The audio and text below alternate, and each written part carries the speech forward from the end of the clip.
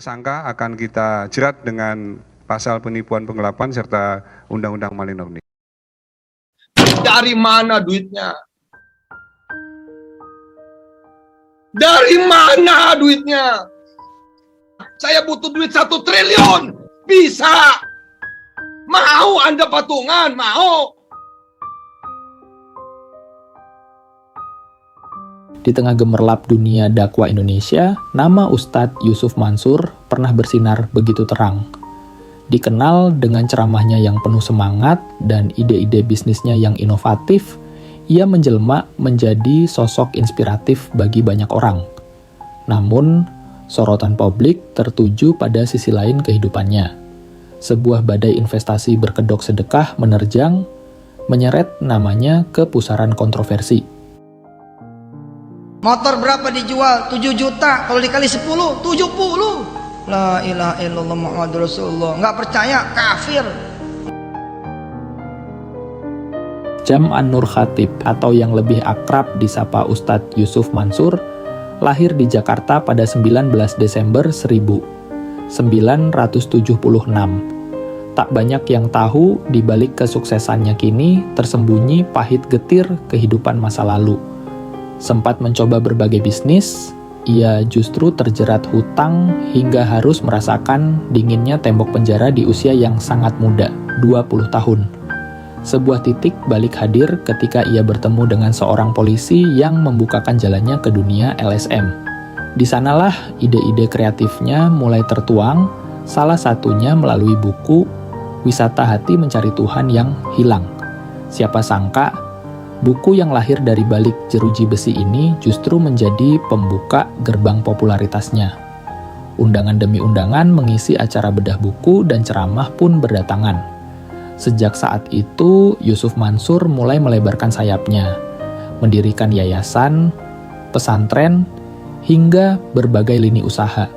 Sebuah metamorfosis yang luar biasa persis seperti bunyi pantun, bersakit-sakit dahulu, bersenang-senang kemudian.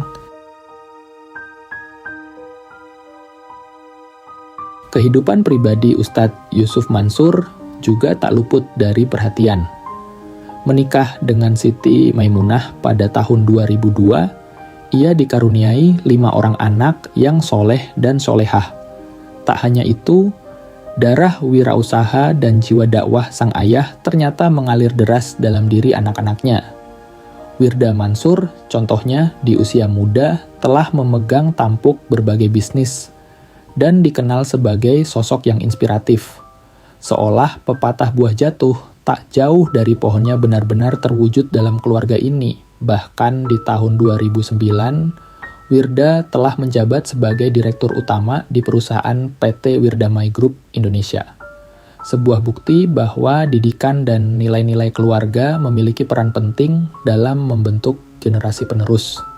Walaupun pada akhirnya dia diduga melakukan penipuan terhadap 90.000 orang.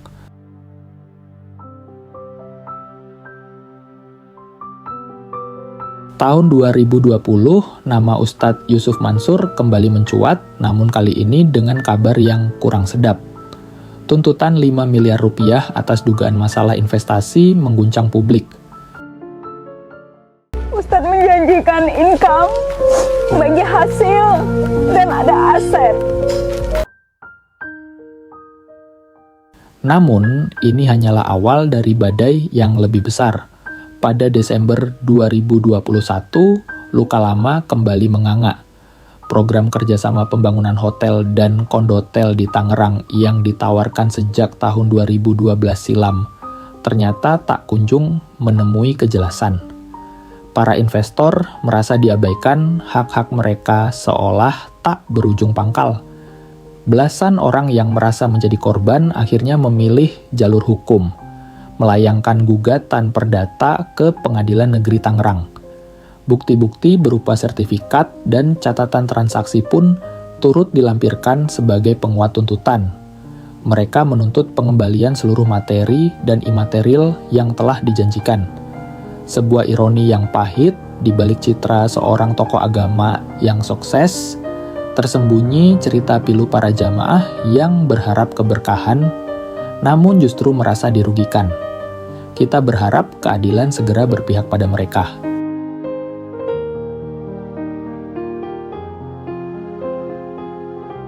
Di luar dunia dakwah, Ustadz Yusuf Mansur dikenal sebagai seorang pebisnis ulung.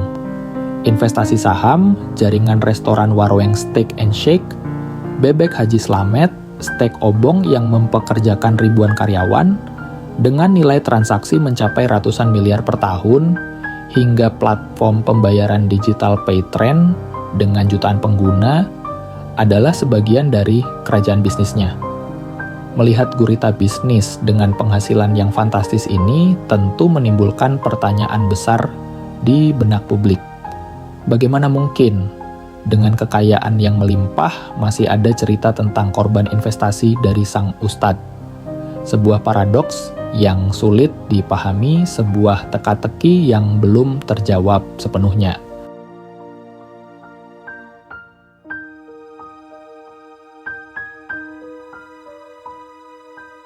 Kemewahan juga tak luput dari sorotan.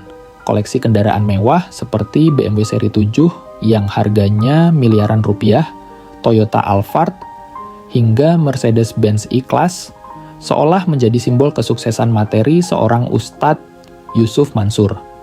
Namun, lagi-lagi muncul pertanyaan reflektif.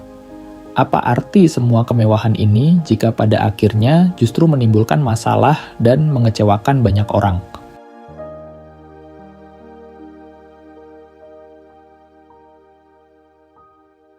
Namun, di balik hiruk-pikuk pemberitaan dan getirnya tuntutan hukum, ada sisi lain yang mungkin belum banyak diketahui.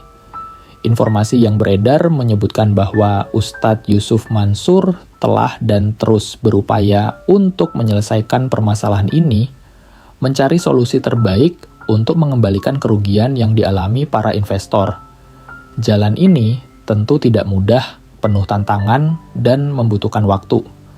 Kita tidak tahu pasti detail upaya yang telah dilakukannya, namun semangat untuk bertanggung jawab dan mencari jalan keluar patut untuk diapresiasi. Bila ada pemirsa yang merasa duitnya belum saya pulangin, Ya. jangan kemana-mana deh, lapornya ke Kopi Joni aja. Oh, Asik kan saya ngomong kan? terkumpul ketemu di situ. Nah, ngomong situ, ntar abang yang ngomong ke saya. Ya, Itu kalau saya emang kagak bayar, laporin aja. Ya. Tapi syaratnya bener dong lo, jangan ngaku-ngaku doang. Kalau ngaku-ngaku doang, bagaimana ceritanya? ya. Kisah Ustadz Yusuf Mansur ini menjadi cermin bagi kita semua. Sebuah pengingat bahwa popularitas, kesuksesan materi, dan bahkan label tokoh agama tidak menjamin seseorang akan terhindar dari ujian dan kesalahan. Hikmah yang bisa kita petik adalah pentingnya kehati-hatian dalam berinvestasi, perlunya transparansi dan tanggung jawab dalam setiap kerjasama, serta bagaimana kekuasaan dan pengaruh, jika tidak dikelola dengan amanah, dapat membawa dampak yang kurang baik. Pelajaran berharga juga terletak pada pentingnya memisahkan antara idealisme dan realitas bisnis, antara janji-janji manis dan perhitungan yang matang. Semoga kisah ini menjadi pembelajaran yang berharga bagi kita semua, agar kita senantiasa bijak dalam mengambil keputusan dan bertanggung jawab atas setiap tindakan.